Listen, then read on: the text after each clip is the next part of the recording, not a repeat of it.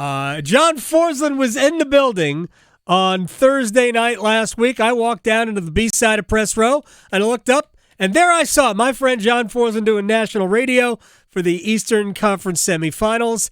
I hope he will be in the building when the Hurricanes open up this series, which, I don't know, could be Thursday, could be later. Don't know. John might. John, how are you, sir?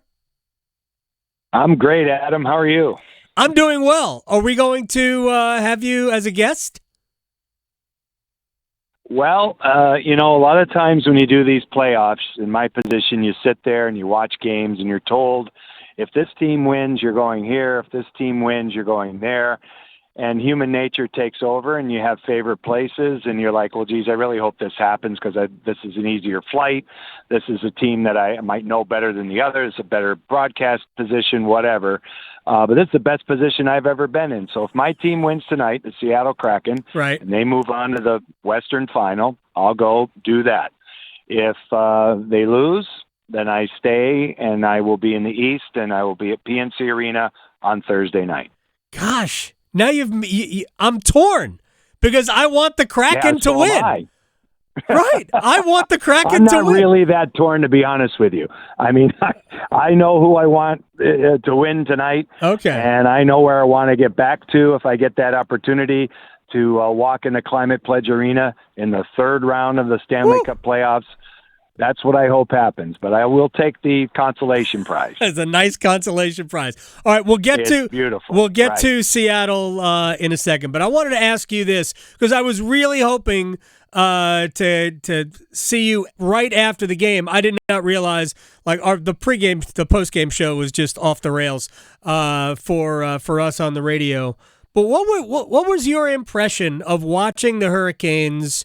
Especially in that game when I thought New Jersey throw 8-4 out the window. I thought Game 5 of that series was the best the Devils had played. Forget about the Hurricanes. I thought that was the best performance for the Devils because Carolina played a good game and New Jersey was every bit their equal. So what was your impression of that game? So my takeaway of that game was how impressed I was with the maturation level of this group. And the fact was that the Devils were playing for the no tomorrow philosophy. It showed a really good young team that was going through this cycle for the first time, playing their best game of the series, closest game of the series. But the Hurricanes just stayed true to their philosophy and their game plan. And that shows me that they're hardened again. This team has been through a lot, this group of players.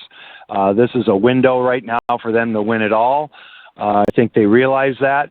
I don't think they'll get to the third round if they don't have good fortune. I don't think it's going to be, let's have a parade. I think they want to get to the final with this group of players. And they've been able to survive, substantial injuries and roster adjustments. And the only way you survive any of that is to be well coached and have a level of maturity. And they have it there.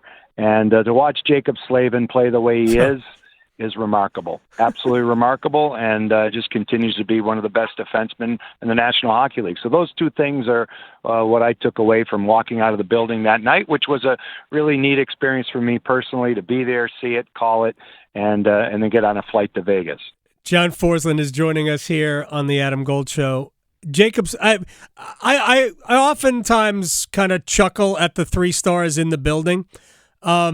Jacob Slavin was the best player he was the best player on the ice. He did not get one of the three stars. No question. Yeah, well, the three stars have become a joke in most buildings. Right. They have been here for a long time, in my opinion. It's a marketing thing. And it's usually the obvious choices based on statistics and whoever scores the winning goal and those types of things. And Jacob's never going to get the proper recognition because of the way he plays. Unfortunately, he's going to get left out of most Norris Trophy conversations because he doesn't record enough points. But hockey people know, people that I talk to on a daily basis know and have known for a long time. Mm-hmm. So even the underrated where he plays narrative doesn't work anymore. That doesn't hold any air whatsoever for me. So Rod said after the game that he thought that Jacob might be the best defensive defenseman he's ever seen. Now, that could be Jacob just played one of those Jacob Slavin games in a game that they needed him to do that. But, I mean, how far off would Rod be? He's not far off. He's not. He's an unbelievable player and has been for a long time, and he's a great defenseman. You know, this category of defenseman boggles my mind, too. Offensive defenseman, defensive defense. Even Paul Coffey was the epitome of in his era of maybe what an offensive defenseman was. But he defended pretty well because he had the puck all the time, and he knew how to play in his own end, and he was very good. He was very good at pickpocketing guys and not giving up the blue line. Lidstrom was one of the greatest of all time. You know, but listen, going way back when Bobby Orr played, Larry Robinson to me was very similar to Slavin. Yep. You know, that's the type of player that I see. And Robinson never was a top scoring defenseman, but he could get points, and maybe Slavin could have more points if they didn't utilize 4 forwards on every power play like every team does today.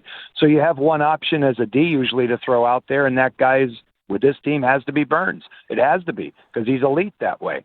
So, but Jacob Slavin is a remarkable player and has to be the most valuable player in the Hurricanes, without question. All right, what do you think? John Forslund is with us. Before I go to the Kraken, what do you think Teuvo Teravainen would add to Carolina's mix? And they got through 2 rounds of the playoffs. Yeah, he was in games 1 and 2 against the Islanders until overtime against the Islanders, which Jesper Fast, by the way, won with an elite shot past Ilya Sorokin. Yeah. What does Teuvo add when he comes back?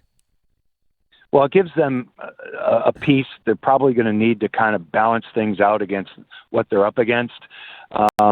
You know, I've watched them all year because of, you know, where my heart is a lot and off nights and whatever. So I'm always following this team closely, care about the players. He's had kind of a sleepy season, right? Yes. So it's kind of an indifferent year by his standards. I hope that, you know, he comes into their lineup and gives them the spark that they need the way he plays, because I think they're going to need another piece offensively to go up against what you're going to see in the next series. Florida, you know, throw away the regular season. They're playing well at the right time. They're playing better than anybody. They knocked out 2 giants to get to where they're at right now. Really good balance and a level of grit that's interesting to watch. But the way to combat that, the way the Hurricanes always combat a little bit of heaviness that might come from the other side, is with their team game, with their great defensive style, and having a game breaker like him to do it at the right time. So that's why I think you just kind of slide him in, and if he can get to the level where he expects to be, that'll really help. I've always said about Teravainen, he is the conduit to everything. He unlocks Sebastian Aho at times. He makes the power play better. Right. He makes the penalty kill better. He has been that good. All right, now to your team, John, the one that employs you to do their games on TV. They have been a remarkable story and looked great in Game 6. They have won games on the road. Everybody's won games on the road, including the Hurricanes. What do you make of where they are at this point? I mean, win a Game 7 on the road, and it's the 2 most recent expansion teams playing for the Western Conference title. Well, it's remarkable, and yes, their expansion, but I think, you know, we've talked about this before. Their roster, the Kraken roster, is laden with experience, cup-winning experience. And I think I have the numbers, and if they're not exactly right, it's close. The roster that takes the ice tonight in Dallas is a collective 34-7 in Game 7s in their career. Wow! So they know what they're doing. They've already beaten the defending champions 3 times in their building in the first round, including Game 7. So they have been there, done that thing, working, and they played their best home game of the season in Game 6. And looked, you know, it looked like they were overwhelming Dallas at times with their speed and their forechecking and their balance, because it's a team that comes in waves. It's one line after another. There isn't much difference among the 4 forward lines. There isn't much difference among the 3 defense pairs. And if Philip Grubauer's goaltending is where it has been throughout the last 2 months of the regular season and playoffs, they have a real good chance to win tonight and move on. It's a terrific story. It doesn't surprise me, though, to be honest with you, because I have the privilege of watching this and watching these guys work like they have all year, and I know the kind of chemistry that they have, and being around teams throughout my career that have gone all the way. That's the one thing that doesn't change. Your talent changes, the people change, but the chemical equation in the locker room, which I'm sure the local team has here, that's the key. That's the key to wanting to keep going, wanting to keep playing when your will tells you might not have enough, or it's too much, or you want it to be over. Those things kind of mentally creep into an athlete's mind, and the way the Kraken are playing right now, they just love each other, and they want this thing to continue. Let me ask you one quick question before we have to say goodbye to John Forslund, TV voice of the Seattle Kraken, and I'm not even going to say hopefully. We'll see. He either gets to do games of the team he works for, or he gets to do our games on the radio here in the East. Is there almost automatic chemistry from a group that's kind of been thrown together through an expansion draft, like a bunch of cast-offs? Did that help Vegas in their first year when they got to the Stanley Cup Finals? Does it help Seattle? I know it's year 2, but does it help Seattle because there's so many players who have kind of come from different spots? One to the Vegas narrative and what happened in Las Vegas, I'm going to tell you from an outsider's perspective and what I know from being around them in that season and covering them in the playoffs and covering them nationally over the years. And I'll tell you exactly from a personal standpoint what happened with Seattle. And there's 2 things. When Vegas was ready to launch, remember the terrible tragedy, the shooting in Las Vegas, right? Yes. That event shook the earth, obviously, all of us. But that was a rallying point for that team at that time. They came together. They had an automatic community bond in play there, and it continued throughout the year. And then they rode this amazing emotional roller coaster ride that continued to ascend all season until they got into the playoffs with a spectacular goaltending performance from Marc-Andre Fleury. And they utilized the misfits ideal of, yes, we're all misfits here. We're all cast-offs of our team, which is what most expansion teams do, and away you go. With the Kraken, it was COVID. The COVID season was so miserable. The protocols that were in place made it so difficult for the Kraken players to come together as a group of guys.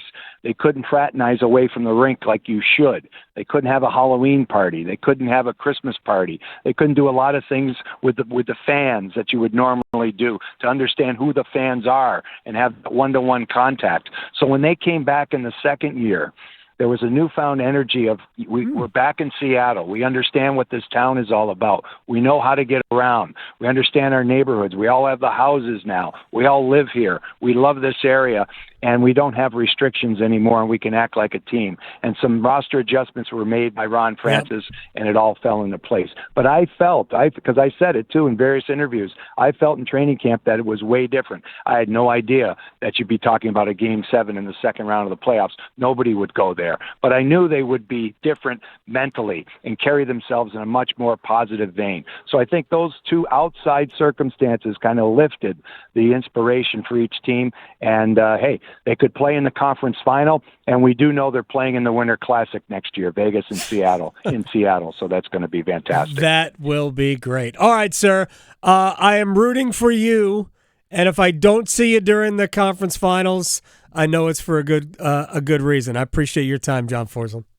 Well, you'll know where to find me, as usual. Either way, right? Yes. All right, take care. I'll talk to you later. Okay. Bye, Adam. At John Forslund on Twitter.